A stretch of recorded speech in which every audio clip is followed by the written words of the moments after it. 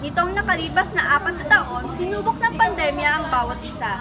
Nagkaroon ng mga bagong kaalaman tulad na lamang na isang negosyante na ating makikilala ngayong araw. Pero para sa kanya, ang pagsubok na yon ay naging isang daan upang makapagpatayo ng isang food business. Halina't ating kilalanin ang negosyanteng ito at alamin ang kanyang kwento. Dito lamang yan sa Spotted si Beshnes.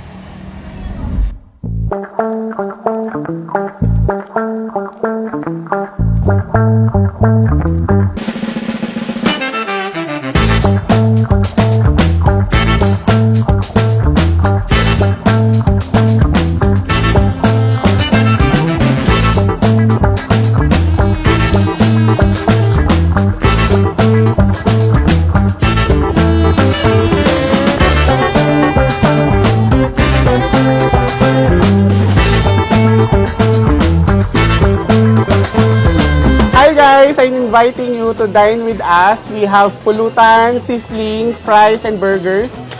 We also have drinks, so come and join us here at Tinajeros, Malabon and experience a delicious food at Tad's Pulutan! Yay!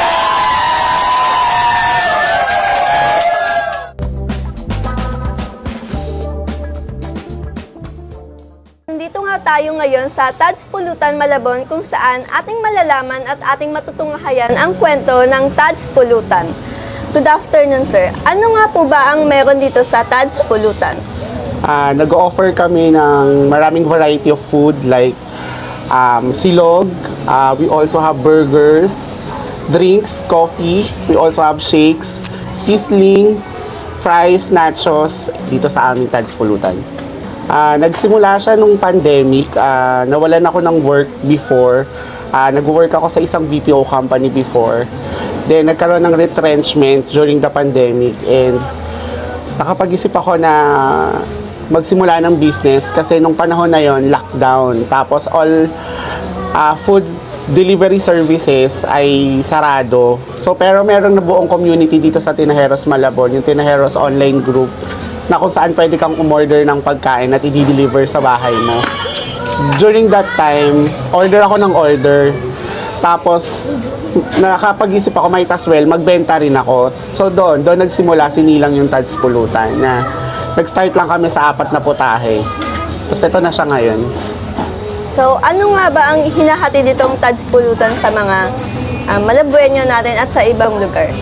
Nakakapag-cater kami ng delivery services ng food para sa mga BPO company na nag-work sa gabi, na work from home sa bahay, sa mga tao na ayaw nang lumabas, ayaw ma-hassle sa traffic. At mabilis yung delivery service namin. So, yun yung kinikater ng Tad's Pulutan. Affordable pero masarap na pagkain. Ang Tad's Pulutan ay pwede rin maging events place at nag-o-offer sila ng mga services sa birthday, binyag, wedding, at iba pang okasyon. Ilang mga empleyado, meron kaming kahera, tsaka barista. Say hi guys. Medyo mahihain sila eh. So ito yung mga masisipag kong employees dito. Most of my employees here, 1 year mahigit na sila sa akin and meron pa ako dito employee na from the very beginning talaga, from online pa lang kami, nandito na siya. So yun, sila yung mga tao sa likod ng Tad's Pulutan. Kaway naman daw kayo guys!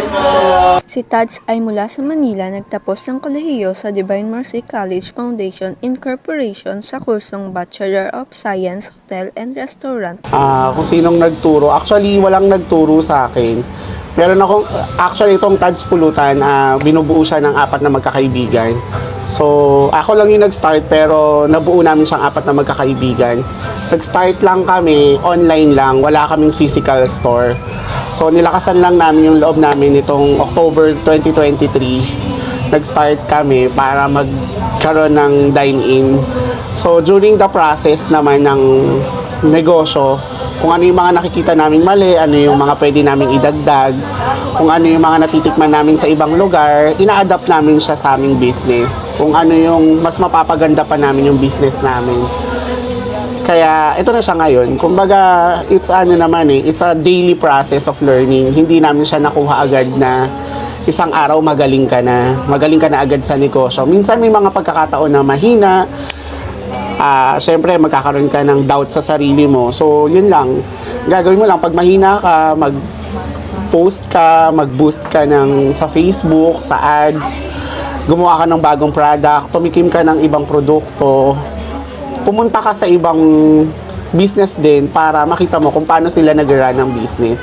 In that way, nakakapag-adapt din yung business mo to a certain environment din na parehas sa business mo. Ganun siya nag-run talaga. Hindi siya agad na isang araw maganda na agad yung resulta. At eto na nga ang mga putahe dito sa Tad's Pollutants. At sir, pakilala niyo naman yung mga putahe niyo dito. Okay. Meron kami ditong pork sisig, meron kaming dim sum style chicken feet, meron din kaming creamy tofu, fried baga, meron kaming inihandaring aloha burger, overload nachos, fried isaw, and ang aming pinakasikat na cheesy dynamite. We also offer carbonated drinks, fizz. Meron kaming blueberry. Meron din kaming strawberry fizz, real fruit mango shake, and iced coffee. So, tara, tikman nyo ang Tad's Pulutan. Ayan, napakadami. At eto na nga yung mga putahe dito sa Tad's Pollutants. At atin nang tikman ito. At eto, mukhang masarap ang nachos nila dito. Anong ulit tawag dito, sir? Nachos overload. Oh, nachos overload. Ayan, ay, ang daming Toppings.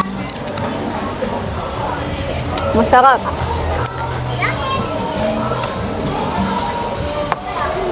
Meron ding dynamite. Madami kasi sinimulan talaga namin to from scratch. Wala talaga kaming idea. Yung pinakamasayang experience is yung nagkaroon na kami ng physical store kasi yun talaga yung dream ng every online seller.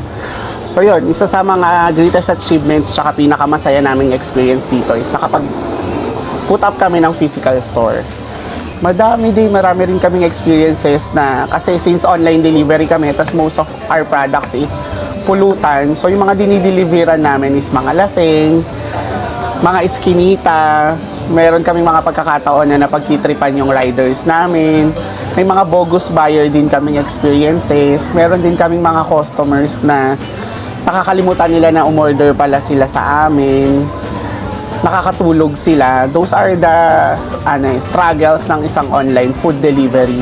So mataas talaga yung respeto ko sa mga nag-online sellers kasi hindi naman lahat nakikita yun yung behind the scene ng isang business. So mataas ang respeto ko sa mga riders. So yun, maraming salamat. So, Sir Tads, alam natin na maraming negosyante ang nanonood sa atin ngayon at sa mga nais magtayo ng negosyo. Ano naman ang mga mensahe mo sa kanila? Mensahe ko talaga, ang puhunan naman dito hindi lang pera sa pagnenegosyo. Ang pinakapuhunan mo dito, lakas ng loob. Tapos, sabayan mo ng sipag tsaka pagdadasal yung sinimulan mo. Kasi mag-start yan sa isang idea. Tapos pagtapos ng isang idea, sasabayan mo ng kilos. Yun lang, lagi kong, ang daming nagtatanong sa akin, Tads, paano ba magsimula? Magsimula ng gantong negosyo. Una, hanapin mo kung saan ka magaling. Ano ba yung porte mo? Kasi hindi pwedeng naging successful yung sa akin kasi baka pwede rin sa'yo. Kumbaga, hanapin mo rin kung saan ka magaling. Kumbaga, parang hindi ka nagtatrabaho kasi gusto mo yung ginagawa mo. Laging para happy ka lang sa ginagawa mo, hindi ka napapagod. Nasaksihan ang kwento ng Tad's Pulutan at kung paano nga ba ito nagsimula at ang storya sa behind ng successful ng Tad's Pulutan. Imbitahan po naman po natin ang mga ating manonood na pumunta dito sa Tad's Pulutan. So iniimbitahan ko ang lahat ng Malabueños sa bisitahin ng aming munting tindahan dito sa Tinajeros, Malabon. Nag-offer kami ng iba't ibang putahe. Meron kami ulam, pulutan, rice meal, silog. Meron din kami mga burgers and drinks. Meron kami mga coffee and non-coffee and also shakes. So bisitahin nyo kami, tara. At meron po ba kayong mga social media account or pwede kayong makontak para makapag-order sila dito? So, nag-offer din kami ng delivery service namin. bisitahin niyo lang ang aming Facebook page, Tads Pulutan 2020, and ang aming Facebook, facebook.com/Tads Pulutan. Kung ano yung kaya mong isipin, pwede mong gawin. Kasi yung iba natatakot sila na mag-take ng risk. Ako, kung kaya mong isipin, pwede mong gawin. Lahat naman kaya eh. Sapayan mo lang ng sipag. At ayun nga ang kwento ng madiskarteng negosyante na ating nakilala ngayong araw. At talaga namang ang kwento niya ay mag-iiwan ng bagong kaalaman para sa mga negosyanteng nais magtayo ng negosyo. Para sa mga susunod na usaping negosyo, tumutok lamang dito sa Spotted si Beshnes. Ito si Abigail Malik, nag-uulat mula sa Malabon TV.